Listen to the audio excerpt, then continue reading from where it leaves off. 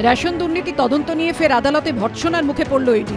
জেলবন্দি প্রাক্তন খাদ্যমন্ত্রী জ্যোতিপ্রিয় মল্লিকের হিসেব বহির্ভূত সম্পত্তির খতিয়ান পেতে কেন্দ্রীয় এজেন্সিকে শিকড়ে পৌঁছানোর পরামর্শ দিলেন বিশেষ আদালতের বিচারক।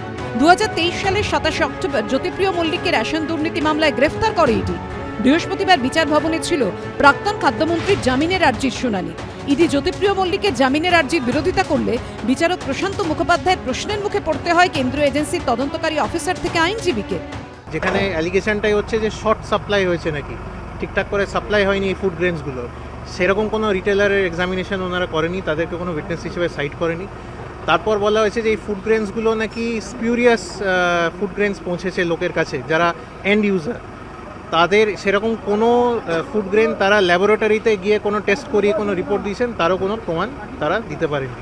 এই কোয়েশ্চেনগুলো কোর্টের থেকেই ইডি ফেস করতে, এই তিনটে অ্যাসপেক্টে ওনারা কিন্তু না তো কোনো রিপোর্ট প্রডিউস করেছে, না কোনো বেনিফিশিয়ারিকে এক্সামিন করেছে, আর নাই কোনো ওই রিটেলারকে এক্সামিন করেছে।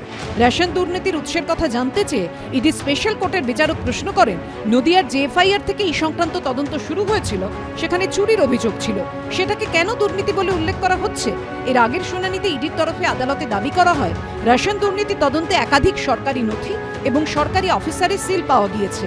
সেই প্রসঙ্গে বৃহস্পতিবার বিচারক প্রশ্ন করেন, যদি দুর্নীতি হয় তাহলে আজ পর্যন্ত ওইসব সরকারি অফিসারকে জিজ্ঞাসাবাদ করেননি কেন? যারা রেশন কম পেয়েছেন বলে অভিযোগ করেছেন তাদের সঙ্গে কি কথা বলেছিলেন? জবাবে কেন্দ্রীয় এজেন্সির তদন্তকারী অফিসার বলেন, আমরা চুরির তদন্ত করতে গিয়ে রেশন দুর্নীতি সংক্রান্ত প্রচুর নথি পেয়েছি, সেই সব খতিয়ে দেখা হচ্ছে। সেই সঙ্গে ইডির আইনজীবী বলেন, বিভিন্ন লাইসেন্সিং দোকান থেকে রেশন সামগ্রীর একাধিক বস্তা পাওয়া গেছে, অথচ বস্তা চুরির কোনো অভিযোগ হয়নি। জ্যোতিপ্রিয় মল্লিকের নির্দেশেই গোটা চক্র কাজ করছিল বলে দাবি করা হয় কেন্দ্রীয় এজেন্সির তরফে।